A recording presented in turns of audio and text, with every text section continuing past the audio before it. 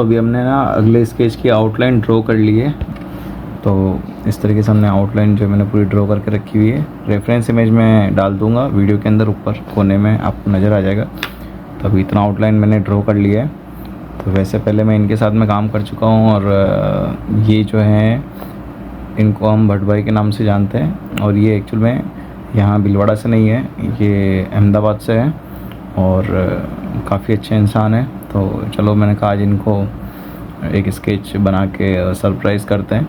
तो इनका फ़ोटो भी मैंने है ना, अब वो व्हाट्सअप वाली जो प्रोफाइल इमेज थी वहीं से ही मैंने ली थी, तो डीपी वहीं से उठाई थी, और उसी को हम रेफरेंस मान के और हम ड्रॉ कर रहे हैं। तो 15 मिनट कुछ मेरे को लगे इनका जो फेस का आउटलाइन ड्रॉ करने में। अब इसमें डिटेलिंग बाकी है, डिटेलिंग कंप्लीट करता हूँ। डिटेलिंग कंप्लीट करने के बाद मैं आपसे फिर से मिलता हूँ।